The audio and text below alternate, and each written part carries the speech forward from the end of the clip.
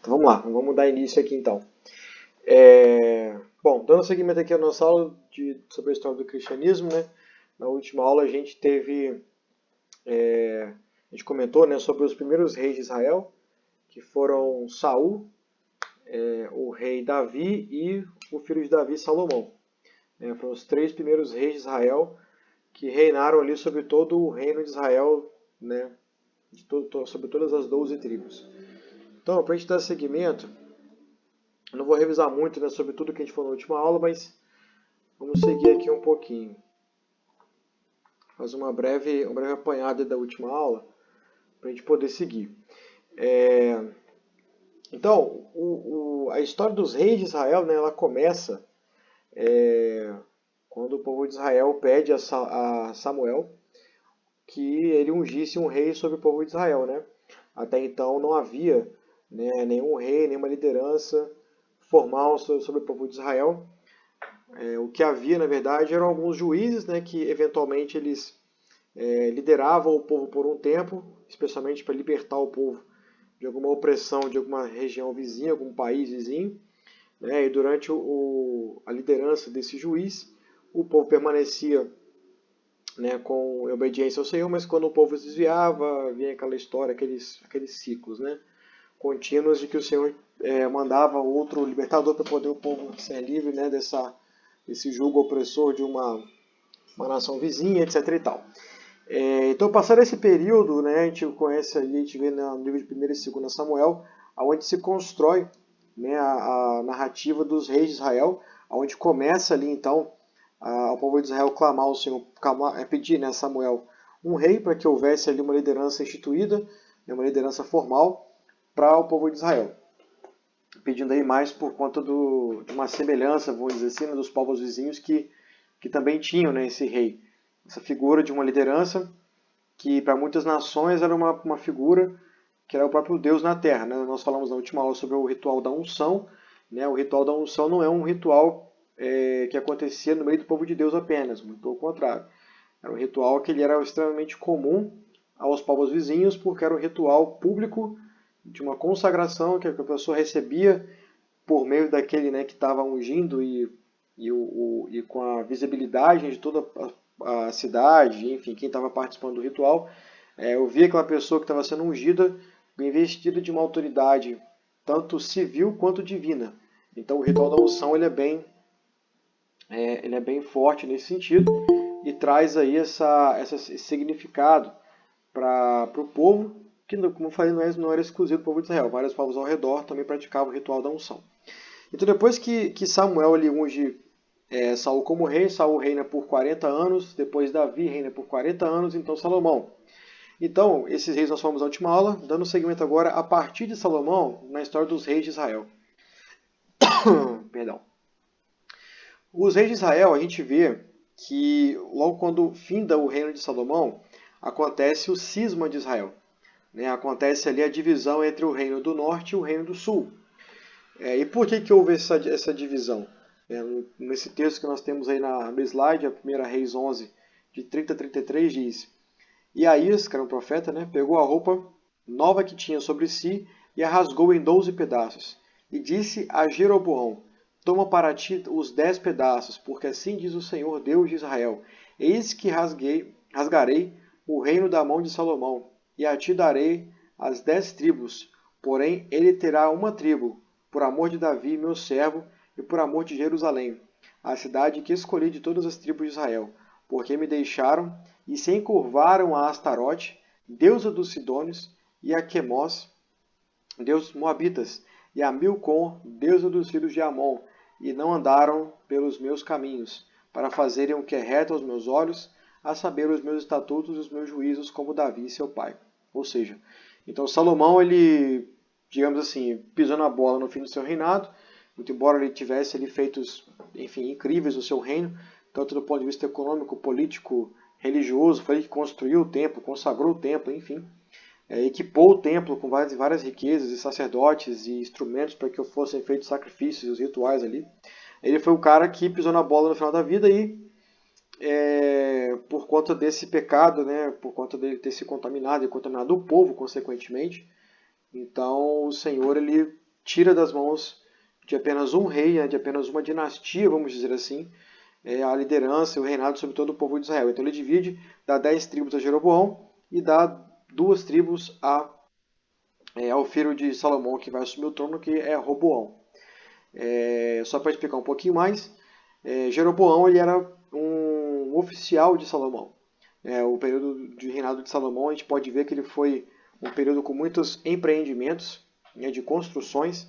A gente pode ver que não houve apenas a construção do templo, mas houve os palácios de Salomão, o palácio que foi dado à esposa dele, a primeira esposa que ele teve, que era filha de Faraó, também ganhou um palácio para ela. Então, houveram várias construções, vários empreendimentos. Então, estava muito em alta, vamos dizer assim, essa profissão durante o reinado de Salomão. Ele tinha um oficial que tomava conta dos serviços forçados, que era Jeroboão. Então, Jeroboão, ele era um cara que possivelmente, bastante popular no meio da galera que trabalhava nas massas, que trabalhavam em Israel.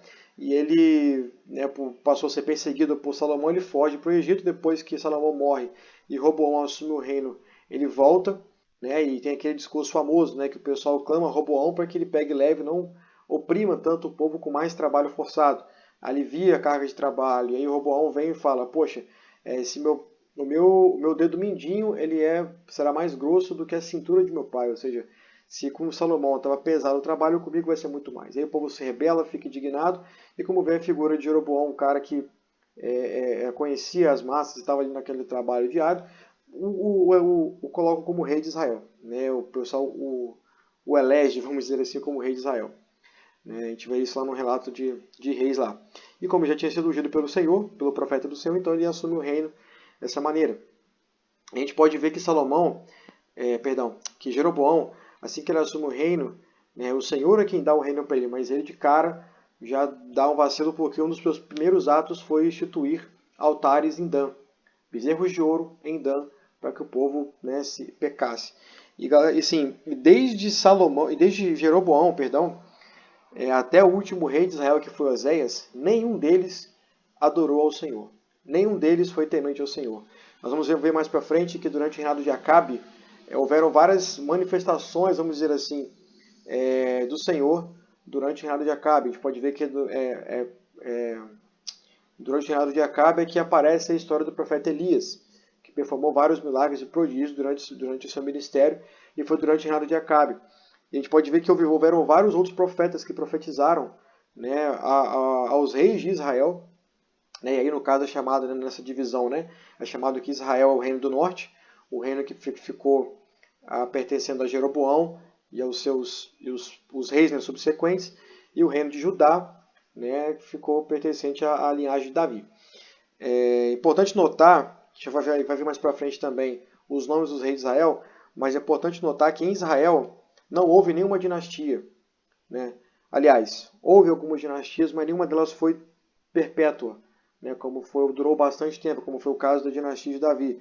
Eu contei aqui, deu 1, 2, 3, 4, 6 dinastias, ou seja, houveram 6 momentos onde havia um rei e outro rei tomou posse, ou houve algum golpe, ou houve algum tipo de conspiração para que tomasse o trono daquele rei que estava lá. Okay? Vamos seguir aqui então com a história dos reis de Israel. Então, algumas características do relato dos reis de Israel, desse livro dos reis de Israel. Vamos lá. Então, o primeiro aqui que a gente pode falar é o seguinte: os reis saíram em guerra todos os anos na primavera. Muito embora o versículo que a gente vai ler que ele esteja em 2 Samuel, a gente pode ver que haviam, era muito comum haver conflitos e guerras durante todos os reinos, durante o período de reinado de todos os reis de Israel. Então a gente pode ver que nesse texto aqui, e aconteceu que, tendo decorrido um ano, no tempo em que os reis saem à guerra, enviou Davi a Joabe, e com ele os seus servos, e a todo Israel. E eles destruíram os filhos de Amon, e cercaram a Rabá, porém Davi ficou em Jerusalém. Então, já havia um período do ano que os reis saíam à guerra, era uma espécie de tradição. Inclusive, era extremamente comum naquela época, naquela região ali do Antigo Oriente Próximo, que o rei ele tinha diversas, ele figurava, vamos dizer assim, entre aspas, algumas expectativas no povo. e uma delas era que fosse também um líder militar. Né? Tanto é que Davi ele foi assim aclamado pelo povo pelas suas vitórias militares, né? E não apenas não pelos seus feitos políticos ou econômicos ou qualquer outros que pudessem destacá-lo, os seus feitos de construção, de melhorias da cidade, infraestrutura, o que quer que seja. Né? Enquanto que Salomão, muito pelo contrário, Salomão viveu um tempo de paz. Ele praticamente não houve nenhuma guerra que ele participou. E ele, então, os feitos dele foram basicamente por meios políticos, econômicos e de infraestrutura. Foram um crescimento do reino absurdo. A gente falou na última aula, se você ler também na história de Salomão, vai chegar um momento que vai dizer que a prata em Israel tinha o mesmo valor que um pedaço de pedra. Ou seja, tão potência que Israel se tornou naquele período. Né? Então, continuando aqui, também a gente vai ver no relato dos reis que havia uma dinâmica de suzerania e vassalagem. Né? Tem o texto aí de 2 Reis 17:3 que diz: Salmaneser, rei da Assíria, foi atacar Oséias, que fora seu vassalo, e lhe pagara tributo. Ou seja, havia naquela época, entre todos os reinos ao redor de Israel, essa questão de você ter reis que saíam em guerra todos os anos, como a gente viu, e quando o reino era conquistado, haviam algumas formas de conquista. Né? Havia como o caso dos assírios, em algumas conquistas deles, eles basicamente varriam tudo da cidade. Né? E tomavam o povo para mandar para outro lugar e tal. E eles acabavam com a cidade. Outras cidades que eles atacavam, como foi o caso de Israel, eles não devastavam, mas conquistavam a cidade e obrigavam aquela cidade a pagar tributo ao país, né, que foi o conquistador. Isso é extremamente comum. Durante você vai ler a história dos reis, você vai ver que alguns reis de Israel, alguns reis de Judá, tinham outras cidades, como Moabe, como Edom, que Moabe e Edom eram vassalos dos reis de Israel, hora de Judá, etc. Então era uma coisa muito comum. Isso mostrava que o rei era mais forte, que o rei era superior, e que o rei era o rei mais, enfim, mais influente, mais poderoso, etc. e tal. Havia bastante briga de ego, né, por conta disso. Então era uma das características do relato dos reis, né, daquele contexto histórico, você vai ver que tem tudo isso aí também acontecendo. Vamos seguir aqui. Aliança e quebra de alianças para manter o reino em troca de dinheiro. Então, esse relato aqui que a gente pode ler de 1 Reis 15, 16 a 20, foi um relato entre o rei Asa e Baasa, que era rei de Israel. Diz o seguinte, houve guerra entre Asa e Baasa, rei de Israel, durante todo o reinado deles. Baasa, rei de Israel, invadiu Judá e fortificou Ramá, para que ninguém pudesse entrar nem sair do território de Asa, rei de Judá. Então Asa ajuntou prata e ouro que haviam sobrado no templo do Senhor e do seu próprio palácio. Confiou tudo a alguns de seus oficiais e os enviou a Ben-Hadad, filho de Tabrion, neto de Ezion, rei da Síria, que governava em Damasco, com uma mensagem que dizia: façamos um tratado como fizeram meu pai e o teu. Estou te enviando como presente prata e ouro, agora rompe o tratado que tens com Baasa, rei de Israel, para que ele saia do meu país. Ben-Hadad aceitou a proposta do rei Asa e ordenou aos comandantes de suas forças que atacassem a cidade de Israel, e conquistou Ijon, Dan, Abel, Bet-Maca e todo o Quinerete, além de Naphtali. Então havia essas trocas, essas alianças, enfim, esses negócios por conta de posse de terras. É extremamente comum. Então você vê que o rei Ben-Hadad ele trocou a aliança com Baasa em troca de dinheiro facilmente, nem pensou duas vezes, né, para que o rei Baasa desocupasse ali as cidades do rei Asa, rei de Judá. Vamos seguir aqui.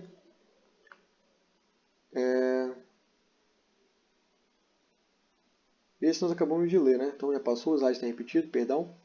Vamos lá. Inimigos se tornando aliados. Então, a gente acabou de ler o relato do rei Asa, que era rei de Judá, e Baasa, rei de Israel, que eles estavam em conflito. Eles não foram os únicos reis de Israel e Judá que lutaram entre si, houveram outros reis. Entretanto, houveram reis também que lutaram em parceria. Houve um certo tipo de aliança, até certo ponto, entre alguns reis de Israel e Judá. A gente pode ver ali o rei Josafá e o rei... Cadê? Acho que o rei Jeorão. Vamos ler aqui. Mas no terceiro ano de Josafá, rei de Judá, foi visitar o rei de Israel. Este havia perguntado aos seus oficiais... rei Acabe, perdão. Isso aqui é entre o rei Acabe e o rei Josafá. Este havia perguntado aos seus oficiais Por acaso vocês não sabem que Ramote Gileade nos pertence e ainda assim não estamos fazendo nada para retomá-la do rei da Síria? Então perguntou Josafá: Irás comigo lutar contra Ramote Gileade? Josafá respondeu ao rei de Israel: Sou como tu, o meu povo é como o teu povo e os meus cavalos são como se fossem os teus. Mas acrescentou: Peço-te que busque primeiro o conselho do Senhor. E é nessa batalha aqui contra o rei da Síria que Acabe ele morre, né? Ele se disfarçou de soldado e acabou recebendo uma flecha que veio aleatória sobre ele e acabou morrendo. Então a gente pode ver que houveram momentos de conflito, momentos de paz entre os reis de Judá e os reis de Israel. Ok, vamos seguir aqui. Aqui tem algumas imagens apenas para poder exemplificar para a gente, identificar para a gente os nomes, né, dos reis, tanto de Israel quanto de Judá. A gente pode ver aqui que à esquerda temos aqui de Roboão em diante, né, todos eles foram reis da dinastia de Davi, tá? E aqui à direita temos os reis de Israel, que não necessariamente foram da dinastia de Jeroboão. Na verdade, Jeroboão teve seu filho apenas, o filho dele, Nadab, foi quem reinou em Israel. De Baasa em diante já não foi mais a dinastia de Jeroboão, né? Então, aprofundando um pouco mais aqui, a gente tem na imagem também aqui a separação do reino do norte e o reino do sul, né? O reino de Judá e o reino de Israel. As tribos que formaram, né, o reino de Judá, o reino do sul, eram as tribos de Judá e Benjamim. Acima, né, são as outras 10 tribos que pertenciam ao reino do norte. Aprofundando um pouco mais aqui nessa parte dos reis, a gente pode ver na história que houveram em Israel apenas reis que fizeram o que o Senhor reprovava. E nós vemos aqui em Judá vários reis que fizeram o que o Senhor aprova e alguns que fizeram o que o Senhor reprova. E a gente pode perceber que parece que a régua de medir, né, da história que é relatada em Reis é basicamente essa, como se houvessem os reis que obedecessem ao Senhor e o Senhor se agradava, então o Senhor estabelecia ali o seu reinado, e houveram reis que fizeram algo que era detestável diante do Senhor, né? Entre eles podemos destacar aqui Manassés, que foi o rei que mais reinou, né? O seu reinado durou 55 anos, a gente pode ver aqui no slide, ó. Foi o reinado que durou 55 anos, foi o rei que mais reinou, com todos os reis, comparando com os reis de Judá, e até mesmo comparando com os reis de Israel, né, em termos de período de reinado, aí, foi o que mais reinou. E o seu reinado foi marcado pelas maiores atrocidades que um rei poderia fazer do ponto de vista bíblico, né, do ponto de vista da lei do Senhor. Manassés foi um rei que ele trouxe para dentro do templo altares idólatras, ele trouxe postes ídolos que foram colocados nos pátios do templo, né, houveram sacrifícios de crianças no seu reinado. O livro de Reis relata que durante seu reinado havia rios de sangue correndo em Israel. Então o Senhor assim, se revoltou tanto com Manassés, mas tanto, que a gente pode ver que lá na frente, quando a gente vai falar sobre o cativeiro babilônico, o Senhor atribui a ele a culpa do povo ser levado para o cativeiro. Né? Por mais que houveram outros reis que fizeram o que o Senhor reprova, houveram outros que fizeram o que o Senhor aprova, mas por causa de Manassés, o Senhor ele permite o cativeiro acontecer sobre o reino, sobre o povo de Israel ali, o povo de Judá, né? Os judeus ali no reino do sul. Então a gente vê aqui nessa história toda a sequência aqui dos reis de Israel, dos reis de Judá, um a um. Interessante citar que aqui nós temos em Judá, nós temos uma mulher que ela reinou durante 7 anos. Ela chamada Atalia, ela reinou durante 7 anos. Ela matou todos os filhos de Jeorão. Temos aqui o reinado de Jeorão e depois Acasias. Acasias ele morreu, se não me engano, em guerra, ou foi algum golpe que fizeram contra ele. E Atalia era uma das mães dos filhos de Jeorão. Ela então matou todos os descendentes e tomou posse do reinado. Só que uma das filhas de Jeorão, ela sequestrou, né, Joás, para que ele pudesse permanecer vivo e tomar o trono depois de um tempo, né? Então ela sequestrou Joás, escondeu ele, e no devido tempo veio e tomou posse do reino, foi consagrado, foi ungido rei, junto com os sacerdotes, todos os oficiais do exército e tal. E Atalia, né, foi deposta e tudo mais. Interessante esse fato sobre os reis de Israel. Enfim, podemos citar também outro fato interessante, foi o reinado de Omri, rei de Israel. Foi Omri quem criou e fundou, vamos dizer assim, né, a capital de Israel, que foi em Samaria. A partir de onde, então, é que Samaria foi assim oficializada como a capital ali de Israel, né, onde todos os outros reis passaram a morar no reinado de Israel. Vamos seguir aqui. Então, como eu estava falando sobre essa questão do livro de reis, ele configurar uma espécie do rei ser bem sucedido por obedecer ao Senhor e mal sucedido e quando não obedece ao Senhor, e o livro de reis ele classifica isso.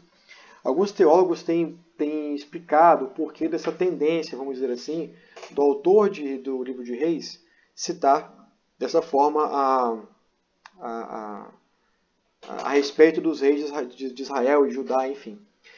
O livro de Reis, segundo alguns teólogos, segundo o comentário bíblico que tem usado, o Vida Nova, diz que essa forma de escrever o livro de Reis, ela vem com uma característica muito do tipo deuteronômica ou deuteronomista.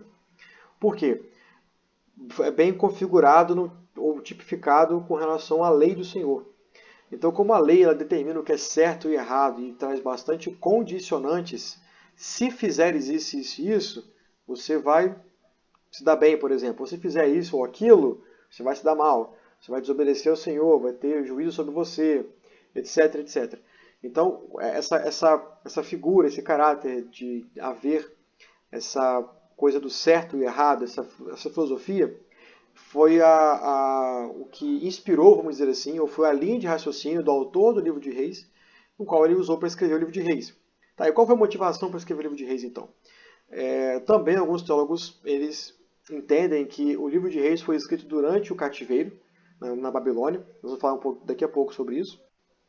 E no cativeiro houve ali, no caso, uma busca, ou tentar entender o porquê, né? Que o pessoal, que os judeus, o povo de Israel, foi levado cativo. Por que houveram invasores que tomaram posse de todo o reino de Israel?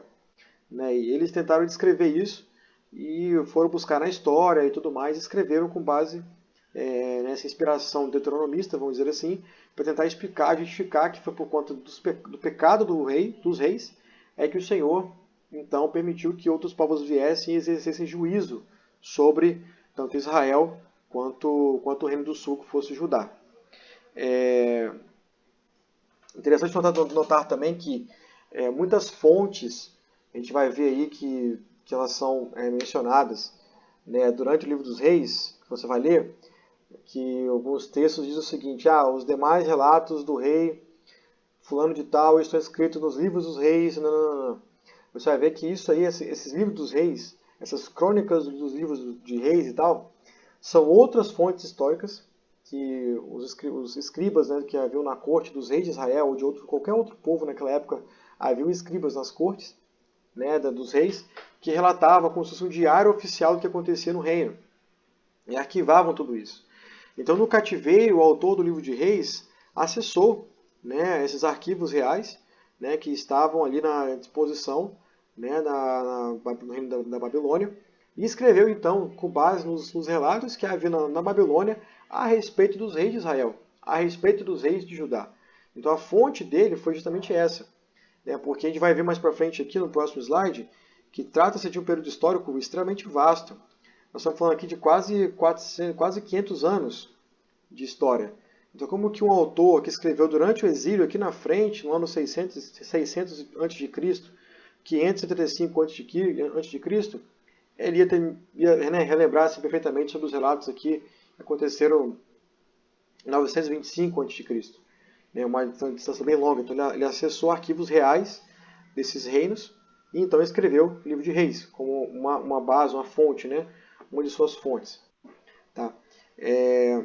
Então, quando a gente vê essa linha do tempo aqui, voltando a falar um pouquinho agora dos reinos de Israel, a gente vê, deixa eu só voltar aqui rapidamente no slide anterior. Então aqui, mais para o final dos reinos, das dinastias, né, dos reis, tanto de Judá quanto de Israel, a gente vê que houve aqui os últimos reis. Tá? No caso de Israel, o último rei de Israel foi Oséias, e o último rei de Israel, na prática, foi Joaquim.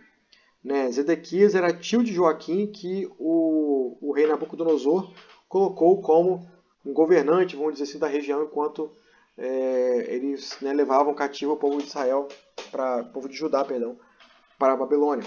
Mas o último rei oficialmente ali, né, da dinastia foi Joaquim. E aqui o último rei foi Oséias. Então, perdão, só um minutinho. Então a gente pode ver que durante o reinado dos dois reis, tanto de Israel quanto de Judá, houveram uma série de pecados em que o Senhor determinou ali então a punição com a vinda de reinos de outros países, né, subjugando sobre eles. E então a gente vê, por exemplo, que no reinado de Israel ele foi subjugado por uma nação, enquanto que o reinado de Judá foi subjugado por outra nação. Então nós temos que Oséias foi o último rei de Israel, sendo levado como cativo e destruído o reino de Israel, de Samaria, a capital do reino, pelos assírios, e Judá pelos babilônios, né? Então nós temos aqui, é interessante falar também o seguinte, esses dois reinos, tanto o reino os países, né, vamos dizer assim, Assíria e Babilônia, eles tinham duas formas diferentes de empreender as suas campanhas militares. A gente vai falar mais para frente um pouquinho disso. Deixa eu adiantar aqui logo então, a gente fala de uma vez disso. Então, uma das características do rei dos assírios durante suas campanhas militares e também durante a sua forma de reinar, enfim, eles tinham uma campanha imperialista que tinham a seguinte filosofia: eu vou atacar um povo, eu vou dominar um povo e vou levar esse povo cativo daquele lugar para um outro lugar qualquer. Porque eles tinham a intenção de fazer provocar, vamos dizer assim, né, um abalo na identidade daquele povo. Então, retirando o povo do lugar deles de habitação, levando para outro lugar, com outra cultura, com outros costumes, com outra língua, talvez, eles estavam ali provocando uma certa desconfiguração e perda de identidade daquele povo, para que isso, né, limitasse ali em termos de revolta, e que não houvesse o nascimento ou o surgimento, melhor dizendo, né, de uma identidade nacional, etc. Então os assírios, ele tinha a política de um governo imperialista, e que a política deles era: eu vou atacar, vou invadir e vou tirar de lá e levar para outro lugar esse povo. A gente vai ver aí que durante o reinado de Israel, eles tiveram dois momentos de cativeiro, vamos dizer assim, ou momentos de expurgar o povo daquela região, de levar para outro local, né? Os assírios fizeram isso. Então a gente tem isso durante o reinado de Peca e durante o reinado de Oséias. E nesses dois momentos aqui, durante o reino de Peca e durante o reino de Oséias, é onde há o mesmo império, né, que os assírios invadiram. No primeiro foi durante o imperador, foi durante o reinado, vamos dizer assim, do imperador Tiglat-Pileser. Foi ele que levou o primeiro grupo de israelitas para outra nação. E a segunda leva, durante o reinado de Oséias, foi pelo o rei Salmaneser, que levou esse povo para outro lugar. E ali no reinado de Oséias é onde de fato finda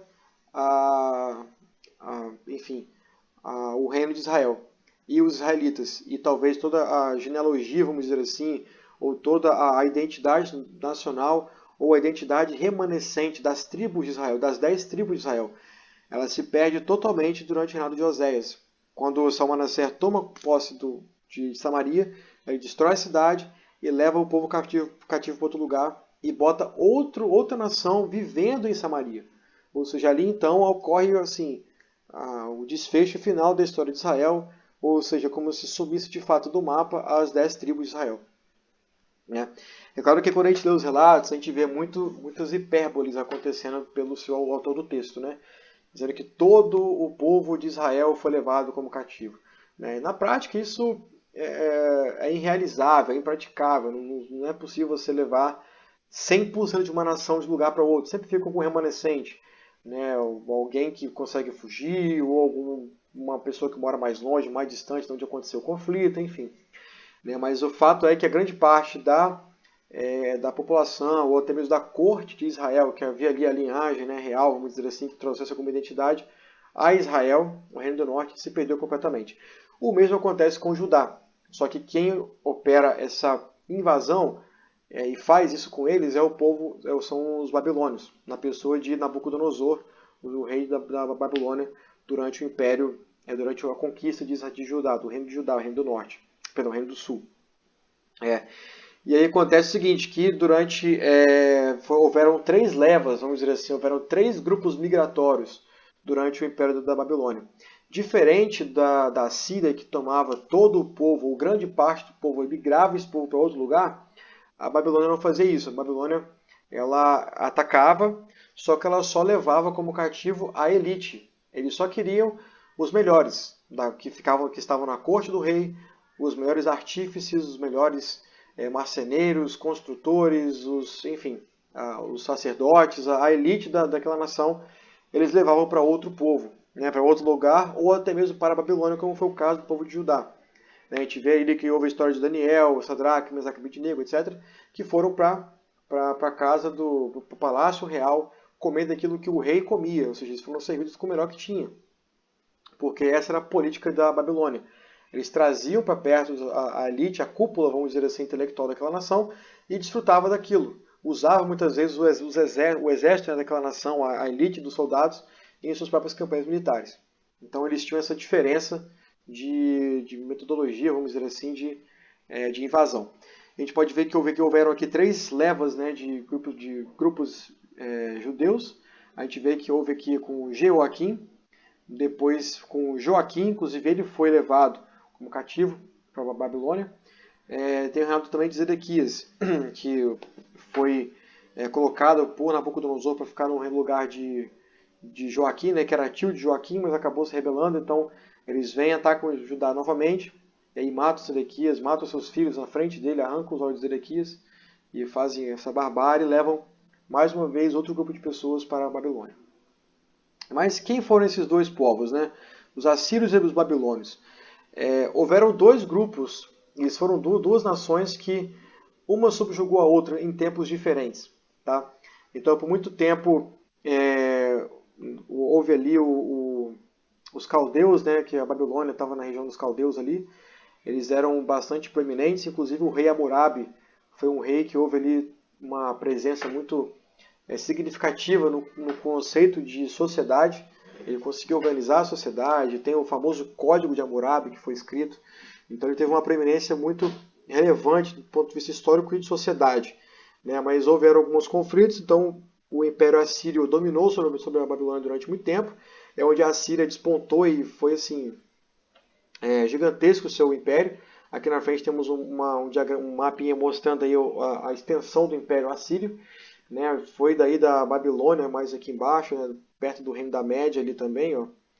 Pegou aqui a Nínive e estendeu até o Egito. Foi assim, gigantesco o Império da Assíria. Né?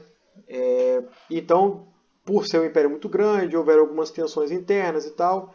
Como de costume, todo o império, quando é grande demais, sempre há tensões internas em vários locais isolados. Então, há o rompimento e o declínio do Império Assírio. Então, é onde ressurge, vamos dizer assim, ressurge o Império Babilônio, ou babilônico, né, que seja, na pessoa de Nabopolassar, que foi a pessoa o rei, né, que fez renascer o Império Babilônico, e o seu filho foi Nabucodonosor, que invadiu o reino do sul, o reino de Judá. Então a gente tem aqui embaixo outra imagem apenas para exemplificar a extensão do Império Babilônico, né, que foi menor, digamos assim, entre aspas, né, em termos de extensão aqui territorial do que o Império Assírio. Mas foram essas 2 nações que atacaram o Reino do Norte e o Reino do Sul e tomaram posse deles. Algumas características desses 2 reinos, a gente pode falar que a Assíria foi eles conseguiram empreender tantas campanhas militares de sucesso por conta das conquistas e dos desenvolvimentos que eles tiveram e fizeram na arte da guerra. Então os assírios eles desenvolveram aí as armaduras deles foram mais bem elaboradas. Por exemplo, os demais povos não tinham sandálias ou botinas, né, que fossem tão boas quanto os assírios. Para nós hoje pode parecer algo tão simples e tão bobo, mas para eles era um diferencial enorme, do ponto de vista de conforto, do ponto de vista de proteção, do ponto de vista de durabilidade, porque você tinha muitas batalhas que elas aconteciam no deserto. Poxa, como é que a pessoa vai lutar queimando o pé? Não tem como. Eles conseguiram desenvolver ali botinas, botas, que seja, como é que a gente vai chamar, que tinham proteções de ferro nas canelas para proteger contra as flechas, espadas, enfim, ou qualquer outro tipo de coisa. Né, eles dominavam a arte do ferro, então eles desenvolveram, criaram aí espadas, lanças, flechas com pontas de ferro, armaduras também para os animais, desenvolveram técnicas de invasão de cidades fortificadas, que conseguiam quebrar tanto as portas da cidade quanto os muros das cidades e o invadir por cima, enfim. Eles desenvolveram várias artes, vamos dizer assim, várias técnicas de guerra que permitiram que eles conseguissem alcançar a extensão territorial que nós vimos ali, que eles alcançaram. E era um exército extremamente cruel.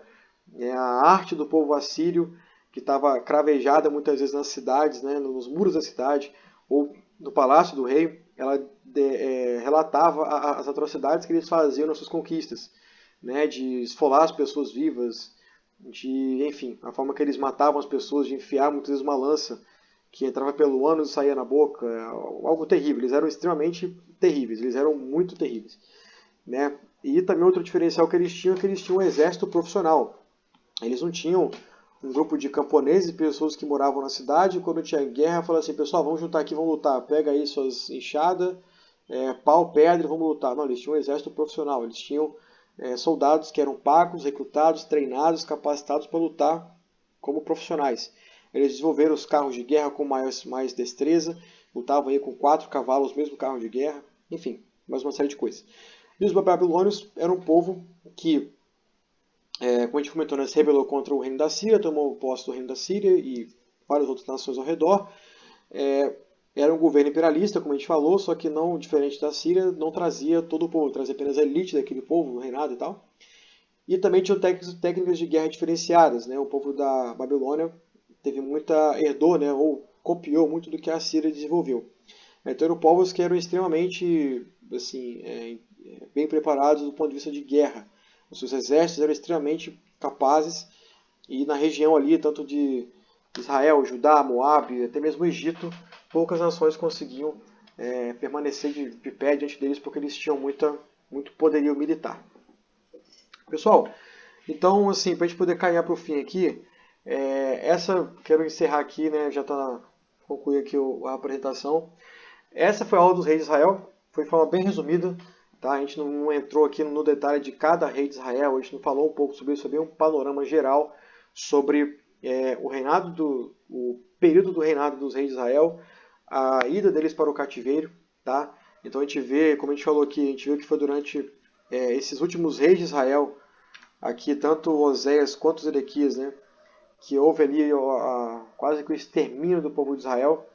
E Zedequias e Joaquim, aqui, os últimos reis de Judá, que estes sim são levados, preservados lá na Babilônia, né, que, enfim, permanece ali a dinastia, ou a genealogia, ou, enfim, a herança de Israel ainda permanece com eles.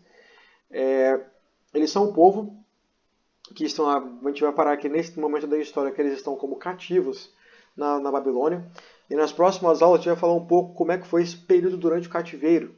E vamos retomar um pouquinho antes do cativeiro para falar um pouco dos profetas, porque muitos profetas profetizaram durante os reis de Israel, de Judá, falando do cativeiro. Então vamos retomar um pouquinho desse tempo dos profetas antes do cativeiro, vamos falar do cativeiro, tá? E já falando um pouco dos profetas maiores, e nas próximas aulas a gente vai falar um pouquinho da volta do cativeiro, do retorno do cativeiro, tá? Essa é uma outra informação importante antes que eu me esqueça de falar, que durante a invasão de Nabucodonosor, né, durante o reinado ali de Joaquim, Zedequias, né, dos 2 últimos reinados, onde foi a primeira vez que o templo de Salomão foi completamente destruído. Tá? Foi nesse momento da história que foi a primeira vez que ele foi destruído. É um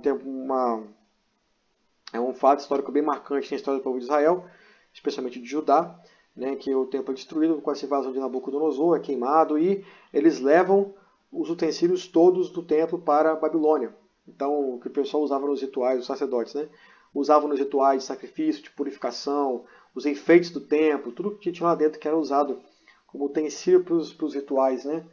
Que eram determinados na lei, eles levaram para a Babilônia. Então, pessoal, é isso aí. Né? Então, só fazendo um breve resumo, a gente falou aqui dos reis de Israel, falamos dos impérios da Síria, os impérios da Babilônia. E nas próximas aulas a gente vai falar dos outros impérios que dominaram naquela região também e que impactaram ainda na história do povo de Israel enquanto o período do cativeiro. Tá ok? Então, pessoal, é isso aí. A gente conseguiu gravar aqui a aula. Vou postar no YouTube essa aula até amanhã cedo, sem falta. Vou mandar o link depois, né, no grupo do curso. E também vou passar o dever de casa até amanhã de manhã. Tá ok? Então, caso vocês tenham alguma dúvida, algum comentário, alguma sugestão, fique à vontade para fazer para mim lá no WhatsApp. Pode mandar no privado, tá ok? Então é isso aí. Muito obrigado pela atenção de vocês. Forte abraço, boa noite. Até mais. Tchau.